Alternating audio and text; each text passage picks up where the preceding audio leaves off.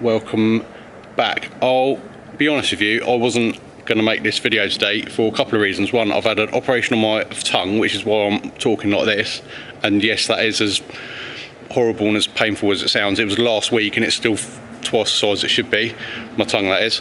The other reason is the subject of today's video. I feel like, given my job, I should know better, and maybe I'm a little bit embarrassed about it. Let me explain. So this is my Honda Civic that some of you will know. It's my forklift and my spuds as well, for anyone that's interested. And these are Michelin Pilot Sport 3s that came off a Ginetta Junior race car, and they've got about 5mm of tread left on them. And I'm replacing them with these, which are Michelin Pilot Sport 3s. They have come off a Ginetta Junior race car, and they've got about 6mm of tread left on them. Now, you might think, what are you doing that for? Now, to rewind, I can't even speak. To rewind the clock a little bit, these wheels, which are currently absolutely disgusting because race car brake pads, I bought off a mate of mine who bought them for his Clio because they were the right 4-stud pattern, but they were the wrong centre bore size, so they wouldn't actually fit on his Clio. So they sat in his workshop for about 2 years, and then I bought them for this because I was around there one day and he went, "Oh, I think I've got some wheels that fit yours." We put one on and it looked way better than my other scabby wheels, so we changed all 4. He bought them off a mate of his who was doing like a workshop garage clearance thing, and he'd had them sat in his workshop for a few years. Some of you might see where I'm going with this. So he bought them off of him. So I fitted them to the car last year, maybe even the year before. Felt absolutely fine. I had some Toyo T1Rs or something on there before, and they are dreadful, so they were definitely better than those. And everything was going fine. Did a couple of track days on them. I did Alton Park in the wet, so I wasn't pushing super hard. And I did Bedford middle of last year. I was pushing reasonably hard, if I'm honest, and I did fall off.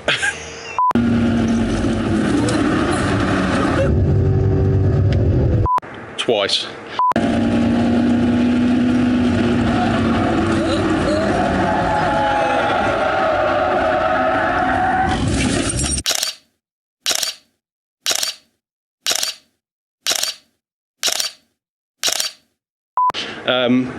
Beat myself up about it a little bit because I thought going a little bit too fast maybe, brought a bit too much confidence, not enough skill.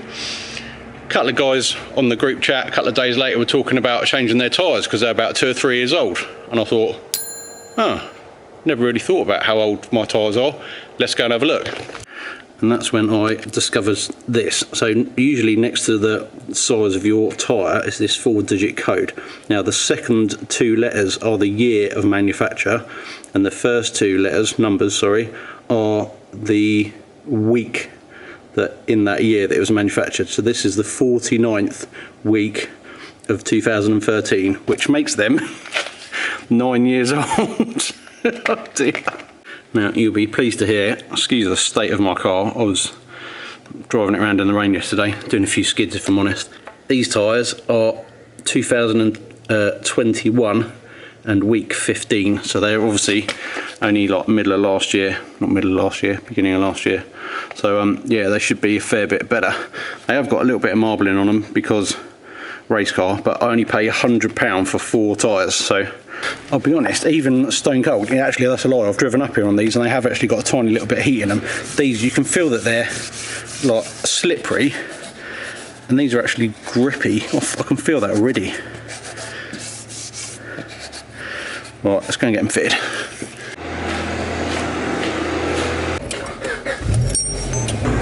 So apologies for the window open because ye oldie Civic had no air conditioning. Also the squeaking in the back, it's the tyres squeaking on themselves.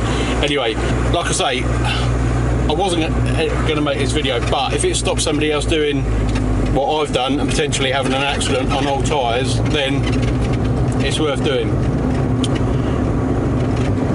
I don't want to say this in the wrong way, but I'm certainly not condoning driving around on old tyres, but what I will say, up to kind of 30%, 40%, you wouldn't notice. you've still got normal grip. It's when you go past that, for example, if you've got to swerve to avoid something, do an emergency stop, try and pull out of a junction, especially if it's wet or cold. I was out driving yesterday. I actually came back to get the cameras because it was comical. These tyres, when they're cold and especially if it's raining, have just zero grip. Pulling out of junctions without even trying, wheel spin.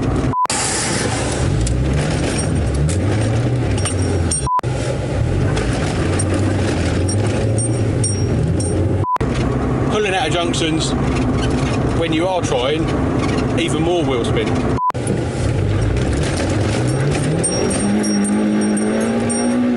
And then I realised I was putting new tyres on today, so I found the closed private road and just let it rip.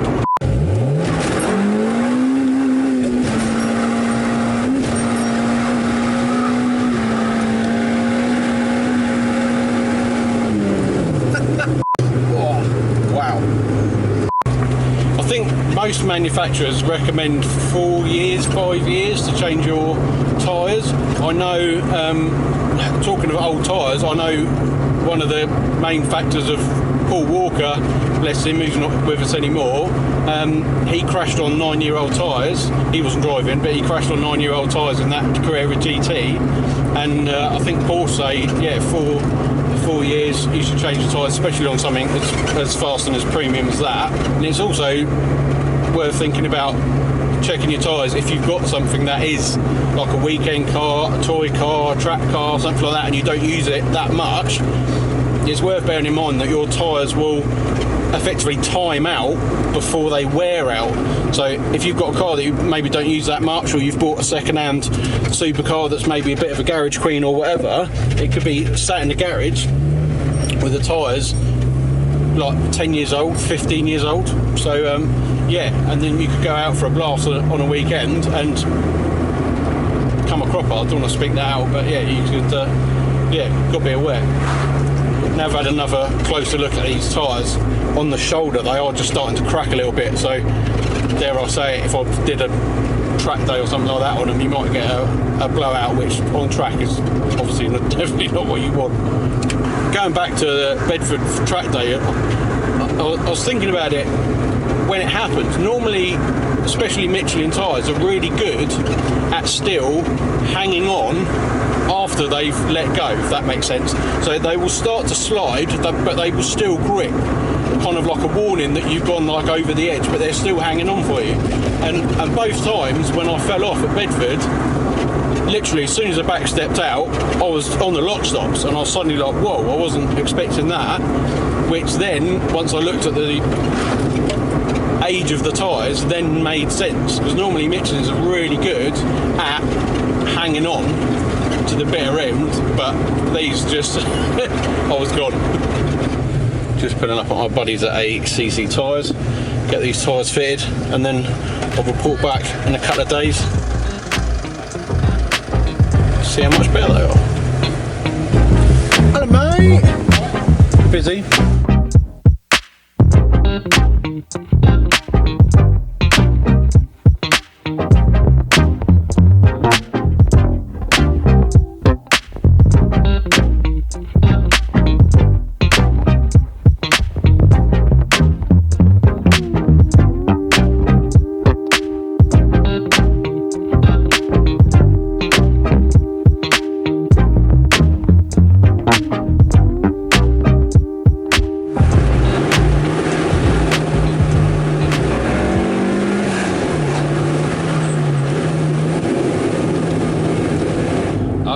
Okay guys, so it's been about 2 weeks since the tyres have been on, and I've got a couple of things to report.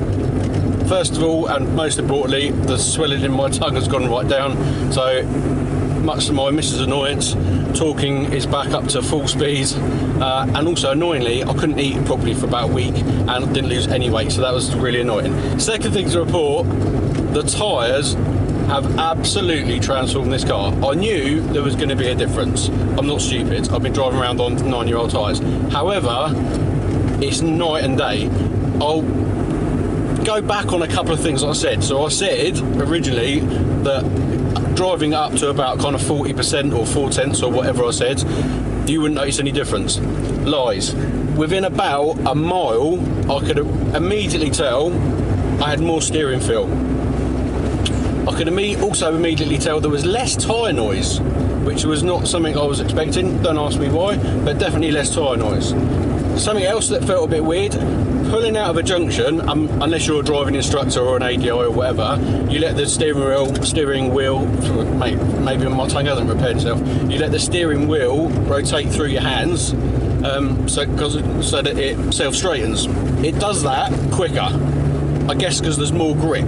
But as you come out of a junction, when you let go of the wheel, normally it's a little bit lazy, self-centering, a bit like maybe a Series 2 Land Rover or something like that. Now it comes straight around, like not even something that I thought about. And the fourth thing is when you're driving a bit irresponsibly, that I never do, the tyres squeak. Normally if the tyres slipped or you did a little like wheel skid or something like that, it just get like a scuffing, horrible sort of sound. Now I actually get like a squeak or a squeal. Since the tyres have gone on, every day that I've gone out in my car, I'm still recalibrating my brain. I'm still recalibrating how this car handles, because I think I've been driving for so long on old tyres, like the car's just got so much grip. It was raining earlier, I went out for a quick blast, I had to come run some errands, and this car, I swear, has got more grip now in the rain than my old tyres had in the dry. Like honestly, I can't believe it. Also, the other tyres never seem to get any heat into them, or they got like lukewarm. These tyres seem to heat up instantly, to the point where if you do like, to get it to unstick now on a closed private road, you basically have to like lob it in and have a lift.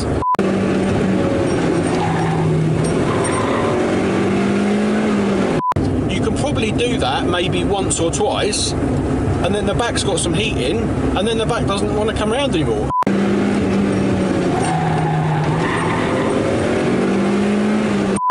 It's got so much grip. The other thing that I've noticed is now I've got more grip, well, all round, but also grip on the back, is that I can feel what I thought was just the car sliding around. Now the car has got grip, I can feel the car moving around on the rear, like axle bushes. I think that like, I mean, the car's 25 years old, so obviously all the bushes are pretty old and perished.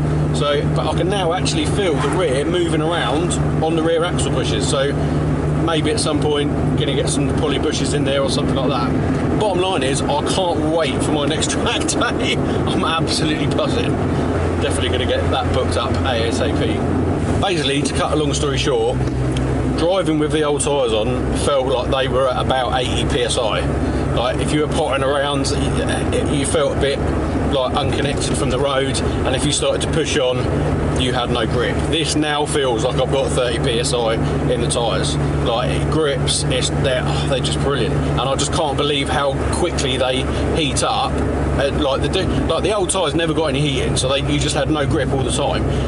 With these, you've got more grip than the old tyres when they're cold, but also once you start chucking it around or you've done a few miles and you get some heat in, they're even more sticky.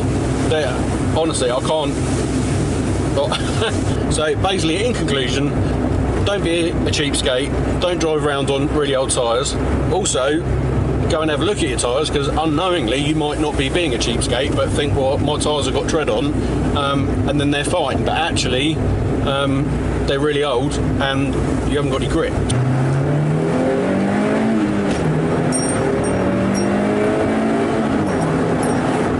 If you have found that helpful and you want to support me or the channel, please hit that subscribe button, give us a thumbs up if you found that interesting or useful, or if you've been driving around on old tyres as well and you didn't realise. And I'll see you on the next one. More supple, I don't know what I'm saying.